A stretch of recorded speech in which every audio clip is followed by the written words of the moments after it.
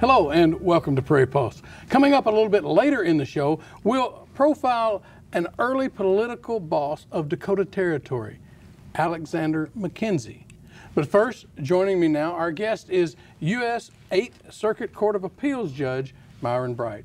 Judge, thanks so much for joining us today. Well, John, it's a real pleasure. Thank you for allowing me to speak to your audience and have the audience see me. Well, you're here to talk about a book that you've written with your memoirs. We're going to get to that in just a moment. But before we do that, let's tell the folks a little bit about yourself, maybe a little about your background, where you're from.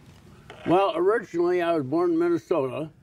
I'm the son of immigrant parents, first generation American, as was my wife, and I grew up with others up in northern Minnesota who were of the same type. They weren't Jewish as I was, but we were all in the same boat, and that's where I got my beginning. And after World War II and completing law school at the University of Minnesota, I was lucky enough, and I say lucky because North Dakota has been very good to me, to start my law practice in Fargo, North Dakota with the Vogel firm, and that led to my becoming a U.S. Circuit Judge.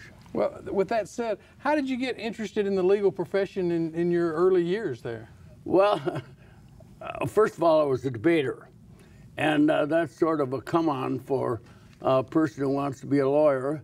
And my brother was a lawyer, and I used to go up to his office and read out of his law books, and I got interested in probably going into law, but ultimately it was a counselor at the University of Minnesota who said, when I said, I'm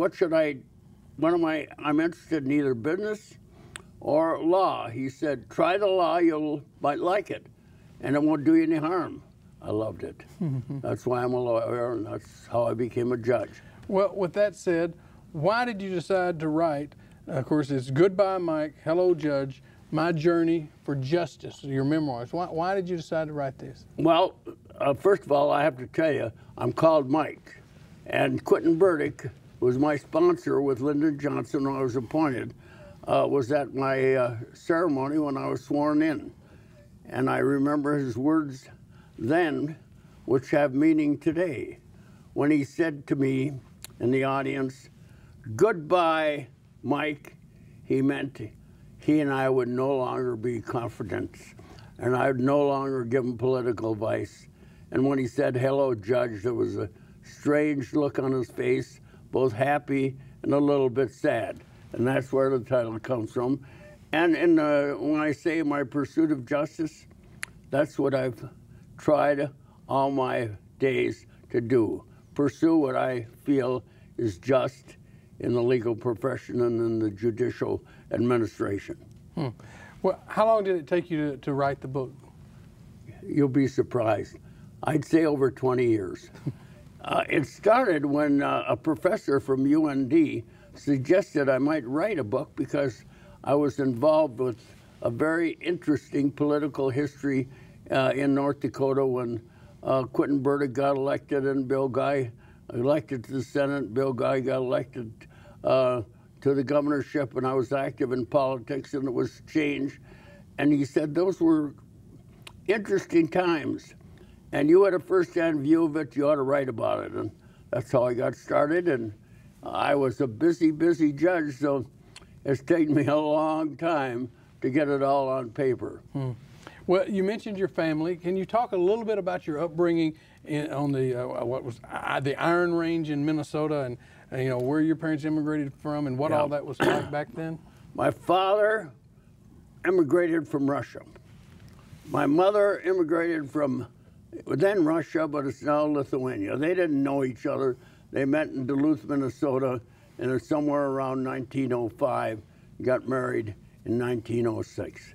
It's interesting how my father got to this country. He was inducted into the Russian army, and in that army, you were there not for years, but for life, and I mean life until you died. So when he got near the German border, he deserted.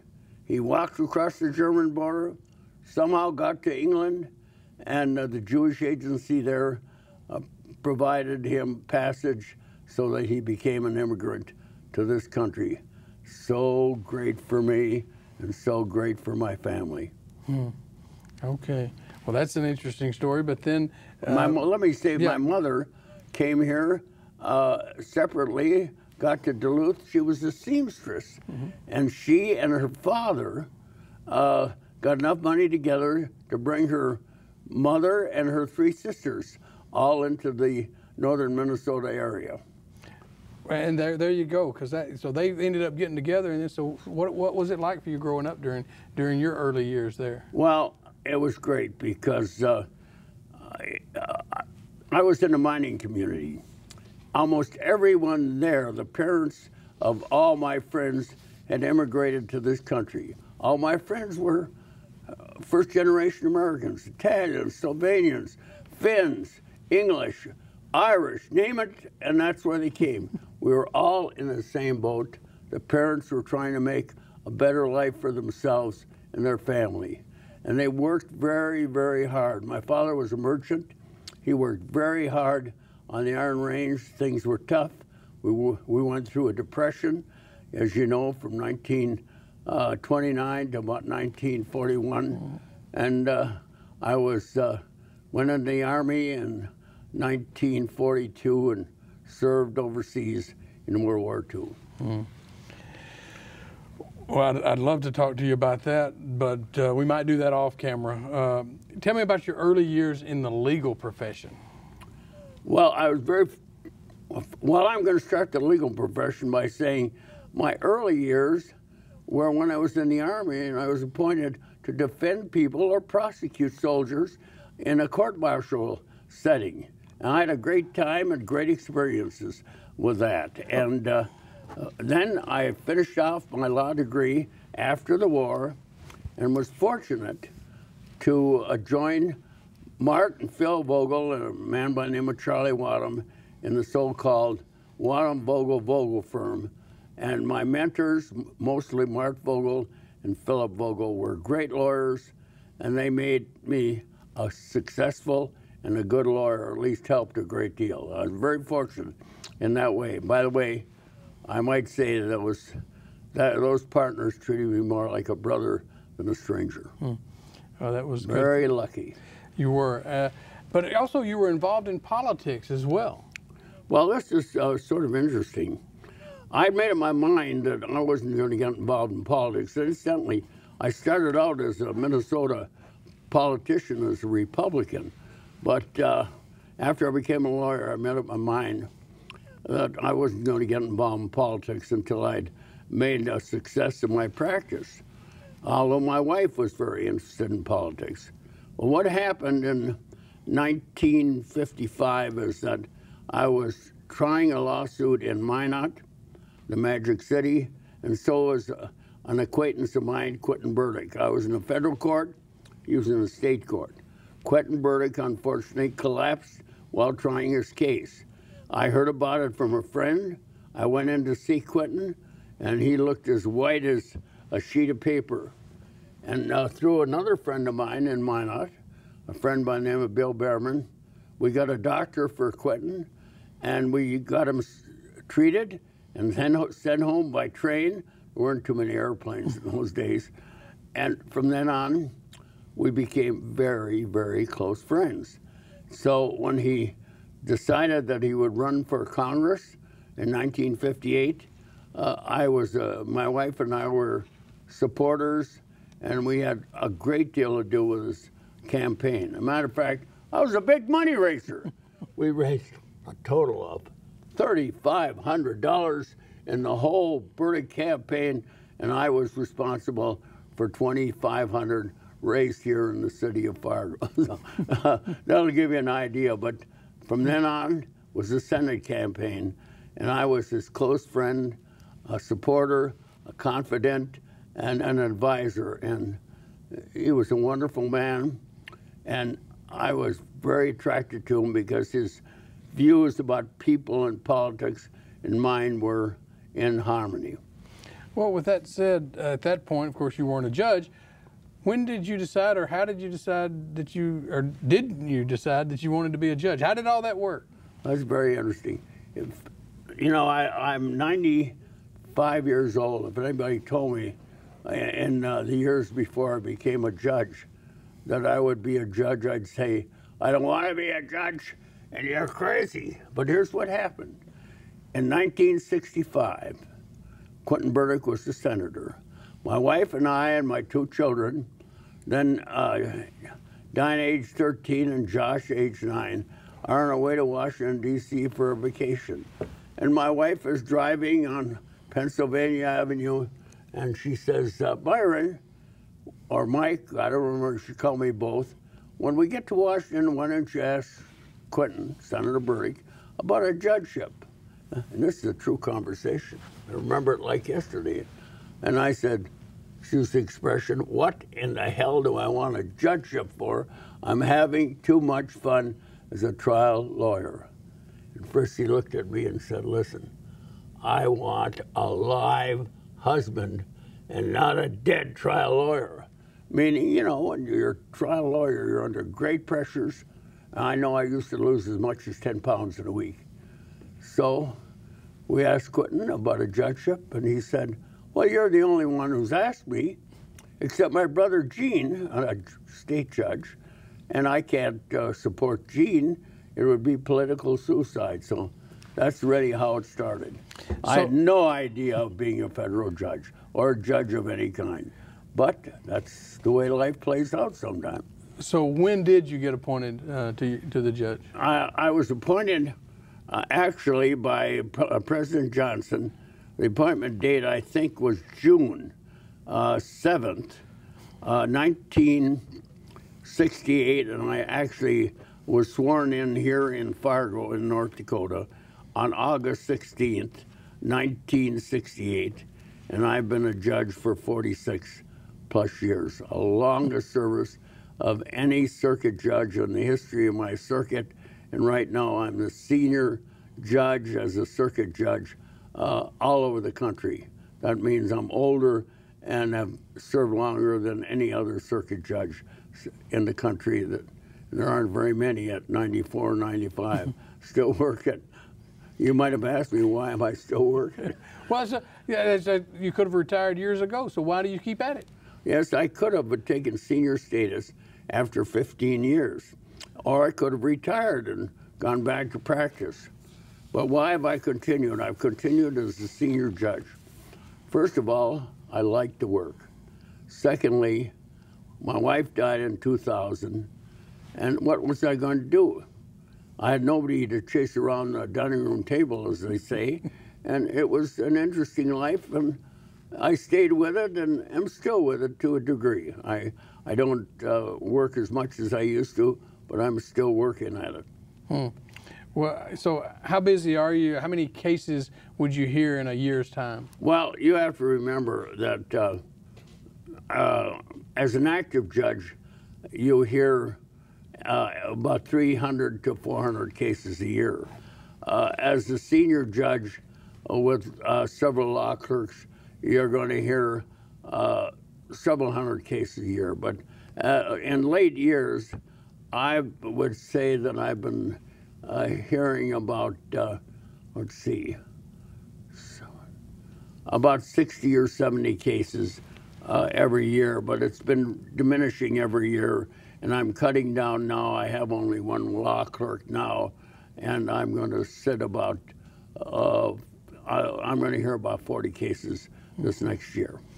Can you tell us about any of the significant appeals that you've ruled over in the years? Well, I have to say this.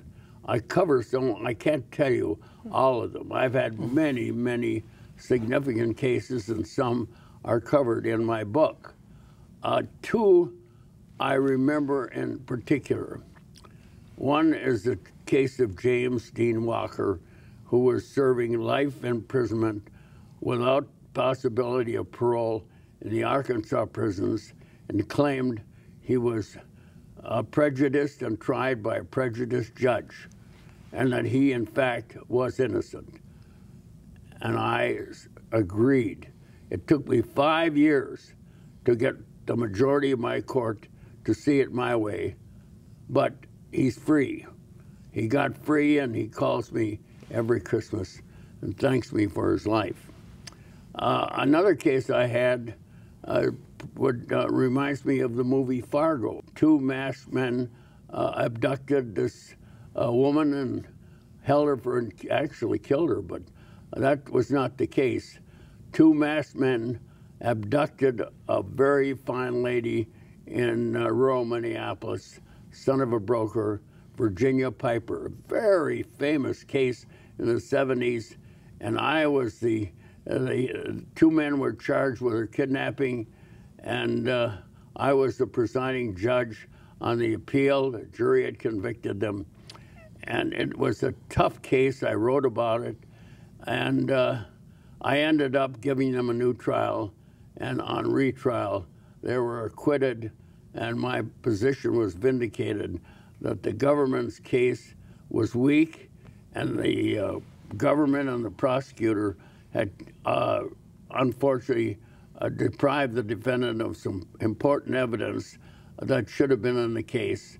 And when that evidence was in the case, finally, the jury found him not guilty.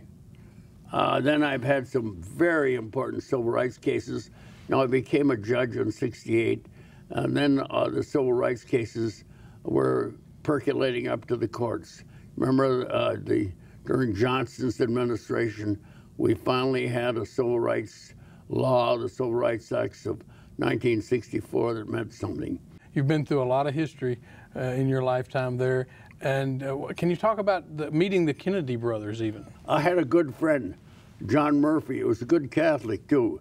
And before, in 1959, when Burdick decided to run for the Senate and there was going to be another presidential election in 1960, John wanted me, and at that time, by the way, I was county chairman of the Democratic Party in Cass County, North Dakota, the largest county in North Dakota.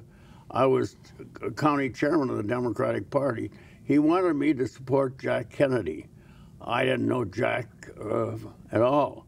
I had met him just briefly in 1958 when he came to a Democratic convention in North Dakota, and I remember I met him on a stairway that he was coming up. I was going down, and I said to my wife, Fritzy, who was a very important person in my life, "What do you think, Fritzy?" Her name was Frances, by the way. She said, "He needs a haircut." Well, ultimately, John convinced me, and I did meet Jack Kennedy in Jamestown in February, and I became converted to his election campaign. But more than that, during his election campaign, and in June of 1960, Quentin Burdick and then Governor John Davis of North Dakota were in a special election for the U.S. Senate seat made vacant by Bill Langer's death. And that was a very close election. And I was very much involved, and one of the big events of that election was a birthday party for Quentin Burdick 10 days before the election. And who was the main speaker? Jack Kennedy. Judge, we're out of time. I wished I could ask you more questions, but your book's out there. We thank you, and people should buy the book and find out more. Right, I hope so. I hope people buy the book. I hope they'll read and enjoy it. And thank you for having me, John. It's always a pleasure. Prairie Public Television is so important to the people of this country and to the people of the state of North Dakota. Thank you for having me. Thank you, Judge. Stay tuned for more.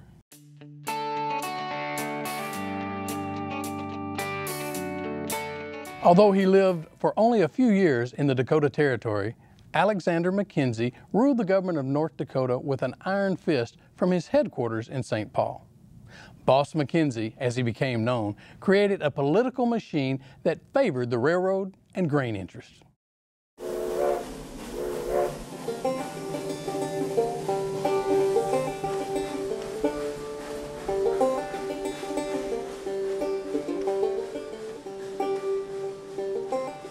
In North Dakota, the key player for the railroads and the banks was a fascinating individual by the name of Alexander McKenzie. McKenzie was almost like the evil twin of a Horatio Alger hero.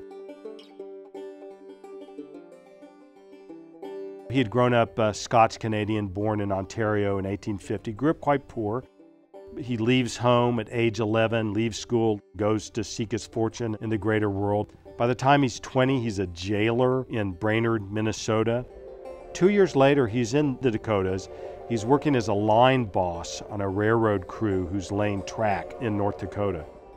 And he starts to get involved with the railroad, seeing how they make money, seeing how they make things happen.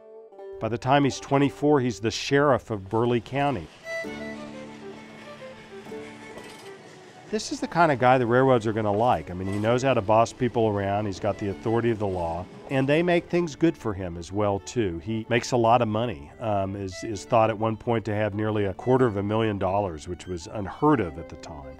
And what happens is Mackenzie becomes the railroads and the banks and the Minneapolis Chamber of Commerce. That's their man in North Dakota. He's the one who's going to decide who's going to run on the Republican ticket, who's going to do this, what kind of bills are going to go forward, what kind of bills are not going to go forward.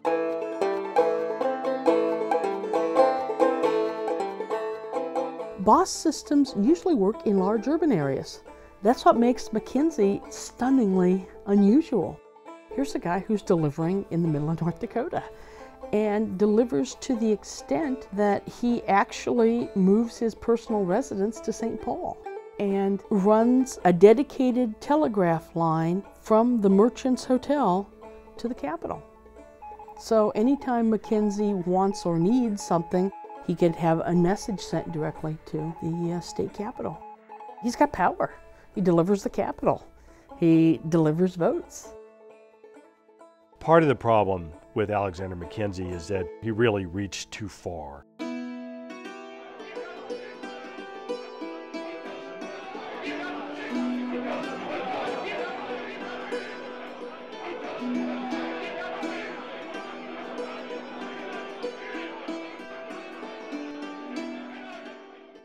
He's got this really good deal going on. The railroads, banks, Chamber of Commerce, everyone, they're funding his, running the state government in North Dakota. But he's also trying to make money outside of that. He had a friend who was in Alaska, a judge, who was able to sign over to Mackenzie the rights over certain gold mining claims. And these were very important, very great producing claims in terms of wealth. But what happened is there was a judge in California caught wind of this and demanded that Mackenzie turn over these claims back to their rightful owners. This becomes a national news story. Mackenzie was tried, he was convicted, but in the ways that these went, President McKinley went ahead and offered him a pardon. The point of the matter is that the whole Alaska affair really helped to tarnish Mackenzie. Nobody was living behind the myth at all that this was just a public servant, a rags to riches story who's trying to do the best for the state. This is a guy who's out to make money on his own. One thing to remember about Alexander Mackenzie, this guy grew up in the school of hard knocks. He crawled and climbed his way up. He understood how the levers of power worked, or at least what he thought the levers of power worked were. He believed that the railroads and the banks and the Chamber of Commerce, that's where the show was, that's where the game was, and as long as I play along with them and make things happen that they want to have happen, I will be richly rewarded. The problem was he wasn't exactly right, because the farmers had not been quiet this whole time. They had been working amongst themselves together, trying to figure out how they could create some sort of a viable opposition. You start to see the Republican Party fracturing on Mackenzieism, the folks who want to keep things as they were, the stalwarts, and the insurgents, progressive Republicans, and the Democrats joining together in the 1906 election, and John Burke wins the election. This is considered to be quite the surprise to Mackenzie. Supposedly he gets into a fist fight in Bismarck. That how could he have possibly lost the governor's office, even though he himself wasn't running, but how could he possibly have not been able to control it? I don't think that helps his standing as a kingmaker in North Dakota. Sometimes you get this idea that it's kind of like a light switch, it's over and done with, but he still has some power in the state until he passes away. All he'd ever been elected was sheriff of Burleigh County, but when he passes away in 1922, he's the only person to have laid in state in the old state capitol. From our perspective today, looking at Mackenzie, it makes the hair stand up on the back of your neck. It just seems so horrible, the idea that you've got this one man who's pulling all the strings. But the fact of the matter is that was fairly common in the United States. You had a lot of bossism, and that's how things worked. It was very effective, but obviously it was also quite undemocratic as well.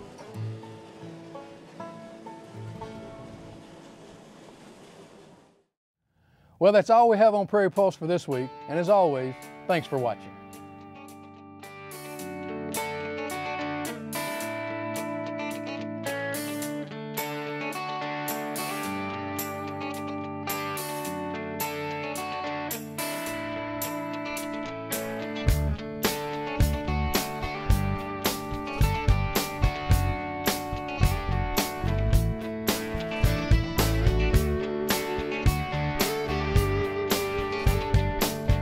Funding for Minnesota Legacy programs are provided by a grant from the Minnesota Arts and Cultural Heritage Fund, with money from the vote of the people of Minnesota on November 4th, 2008, and by the members of Prairie Public.